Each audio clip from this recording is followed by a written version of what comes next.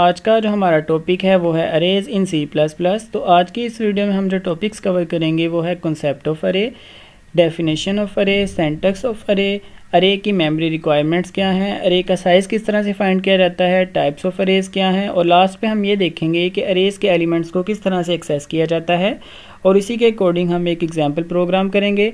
तो सबसे पहले इसका कॉन्सेप्ट देख लेते हैं कि अरे का यूज़ क्यों किया जाता है। फॉर एग्जांपल एक क्लास के हमारे पास 5 स्टूडेंट्स हैं जिनका मार्क्स एंटर करवाने हैं। तो एक मेथड ये है कि हम 5 डिफरेंट वेरिएबल्स बना लें, लेकिन अगर हमने यही काम 100 स्टूडेंट या फिर 1000 स्टूडेंट्स के लिए करना हो तो हमें उतने ही वेरिएबल्स बनाने पड़ेंगे। तो इस तरह से हमारा जो प्रोग्राम है वो काफ़ी लेंथी हो जाता है। तो इस चीज़ को ओवरकम करने के लिए C++ में अरे का कॉन्सेप्ट है। इस तरह से जो भी वेरिएबल हम बनाते हैं तो उन्हें मेमोरी में रैंडमली कोई स्पेस मिलती है। फॉर एग्जांपल लेट्स से ये हमारे पास कंप्यूटर मेमोरी है, तो जो वेरिएबल 1 था उसको मेमोरी में यहाँ पर स्पेस मिली, इसी तरह सेकंड वेरिएबल यहाँ पर, थर्ड वेरिएबल कहीं और, फोर्थ वेरिएबल कहीं और। क्योंकि जो मेमोरी में इनको स्पेस मिली है वो एक अरेंजमेंट के साथ नहीं मिली, इसलिए इन सब का मेमोरी एड्रेस भी डिफरेंट होता है। अब हम अरे की डेफिनेशन देख लेते हैं। An array allows you to store and work with multiple values of the same data type. Array में हम क्या करते हैं, फॉर एग्जांपल जैसे हमने 100 स्टूडेंट्स का मार्क्स को एंटर करना था तो उन सब की डाटा टाइप सेम थी। तो इंटीजर टाइप की वैल्यूज़ थी सारी, लेकिन वैल्यूज़ क्या थी 100। तो मल्टीपल वैल्यूज़ को स्टोर करते हैं लेकिन उनकी डाटा टाइप सेम होती है, उसे हम अरे कहते हैं। आज से पहले हमने जितने भी वेरिएबल्स पढ़े थे वो एक वैल्यू के लिए इनफ थे। फॉर एग्जांपल अगर हमने इंटीजर काउंट के नाम से एक वेरिएबल बनाया तो उसमें वैल्यू स्टोर करवा दी 1 2 3 1 4, ये एक वैल्यू स्टोर हो गई। इसके बाद हम कोई सेकंड वैल्यू इसमें पुट नहीं कर सकते, ये एक ही वैल्यू के लिए इनफ होते हैं। तो अरे का बेनिफिट ये है कि एक ही डाटा टाइप की मल्टीपल वैल्यूज़ को हम स्टोर करवा सकते हैं। एन अरे works like a variable that can store a group of values all of the same data type. अब हम अरे का सिंटैक्स देख लेते हैं। तो अरे को डिफ़ाइन करने का मेथड ये है कि सबसे पहले हम क्या करते हैं, डाटा टाइप लिखते हैं कि किस टाइप की अरे बनाना चाह रहे हैं, उसके बाद अरे का नाम या फिर वेरिएबल का नाम भी कहते हैं इसे, और लास्ट पे हम ये बताते हैं कि अरे का साइज़ कितना है। इस डेफिनेशन के अकॉर्डिंग हम डे नाम का एक वेरिएबल है या फिर अरे नेम है डे, उसमें हम 6 इंटीजर टाइप की वैल्यूज़ को स्टोर करवाएंगे। The type of array is integer. It can store only integer values. The name of array is days या फिर वेरिएबल का नेम क्या है days. The number inside the brackets is array size declarator. This array can hold 6 values of integer type. Size देने का मतलब ये है कि उतनी ही वैल्यूज़ को हम स्टोर कर सकते हैं इंटीजर टाइप की। जब हमने ये डेफिनेशन लिखी तो इस तरह से मेमोरी में हमें स्पेस मिलती है।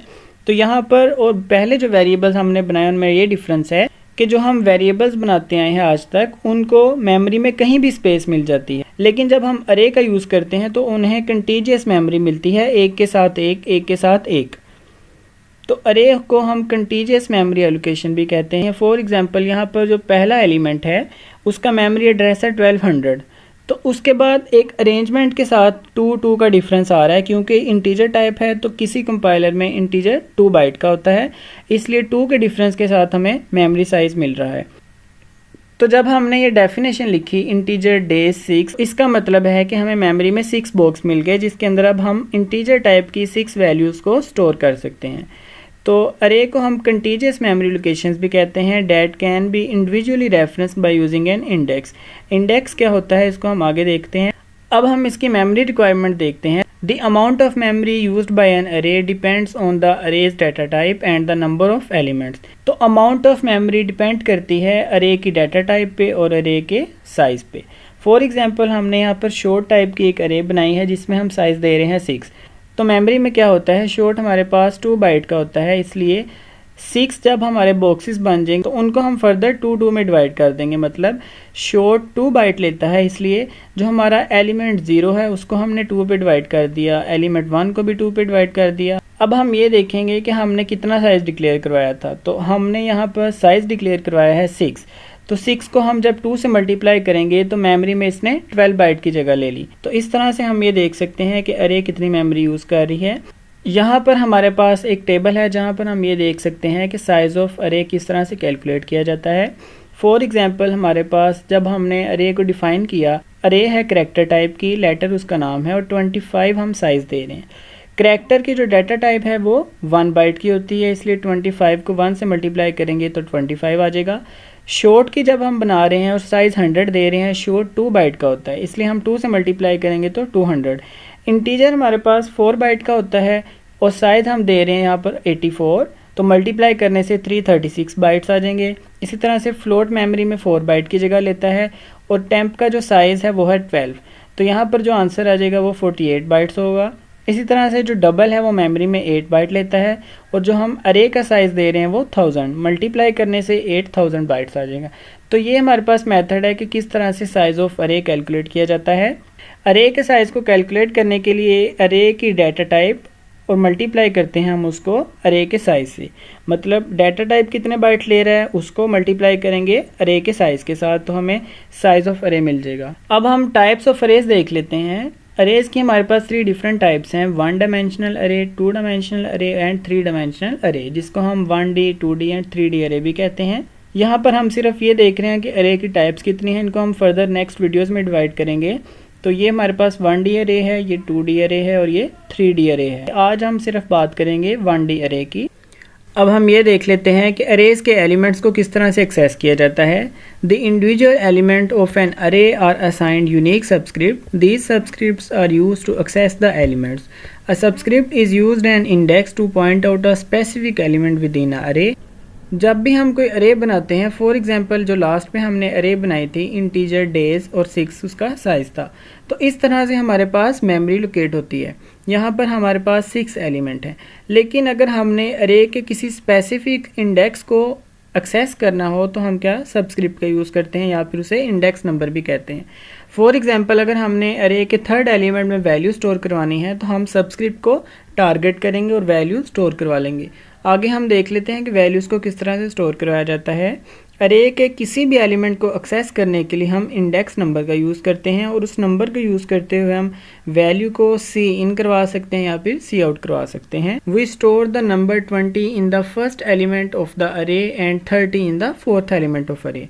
यहाँ पर हमारे पास एक एग्जाम्पल है जिसमें हमने अरे की डेफिनेशन लिखी इंटीजर, उसके बाद अरे का नाम और बाद में हमने साइज दे दिया। फॉर एग्जांपल अगर हमने फर्स्ट एलिमेंट को एक्सेस करना है और उसमें वैल्यू एंटर करवानी है 20, इसी तरह से अगर हमने 4th एलिमेंट को एक्सेस करना है और उसमें वैल्यू एंटर करवानी है 30, तो हम क्या करेंगे इंडेक्स नंबर का यूज़ करेंगे। जैसे कि लास्ट में हमने ये देखा कि इंडेक्स नंबर 0 से स्टार्ट होता है, इसलिए अगर हमने फर्स्ट एलिमेंट में वैल्यू स्टोर करवानी है तो उसको 0 लिखेंगे, 4th में स्टोर करवानी है तो 3 लिखेंगे। कोई भी एलिमेंट को एक्सेस करने के लिए जो इंडेक्स नंबर होता है वो एक माइनस करके आ जाता है। फॉर एग्जांपल हमारे पास एलिमेंट का नंबर है 700 और उसमें वैल्यू स्टोर करवानी है तो जो हमारा इंडेक्स नंबर होगा वो 699 पर अगर हमने फर्स्ट एलिमेंट में वैल्यू स्टोर करवानी है तो उसका मेथड ये है, सबसे पहले हम क्या लिखेंगे अरे का नेम लिखेंगे और उसके बाद इंडेक्स नंबर लिखेंगे और बाद में उसको 20 से इनिशियलाइज करवा देंगे। इसी तरह अगर हमने 4th एलिमेंट में वैल्यू स्टोर करवानी है तो 3rd इंडेक्स नंबर लिखेंगे और उसमें वैल्यू स्टोर करवा देंगे 30। जब हम इस तरह से वैल्यूज़ को एंटर करवाते हैं तो मेमोरी में क्या होगा, जो हमारा 0 इंडेक्स है एलिमेंट 1 और इंडेक्स 0 उसमें वैल्यू स्टोर हो जाएगी 20। उसके बाद हमने 1 2 को एम्प्टी छोड़ दिया, यहाँ पर गार्बेज आ जाएगा। इसी तरह से 3rd पे हमारे पास 30 वैल्यू स्टोर हो जाएगी। ये एलिमेंट 4 है लेकिन इसका इंडेक्स नंबर क्या है 3।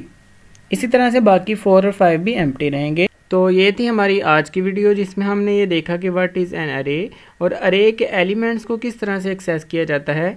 इसके अलावा हमने ये भी देखा कि अरे की मेमोरी रिक्वायरमेंट्स क्या हैं। जो हमारी नेक्स्ट वीडियो है उसमें हम अरे का एक एग्जाम्पल प्रोग्राम करेंगे। तब तक के लिए अल्लाह हाफिज़।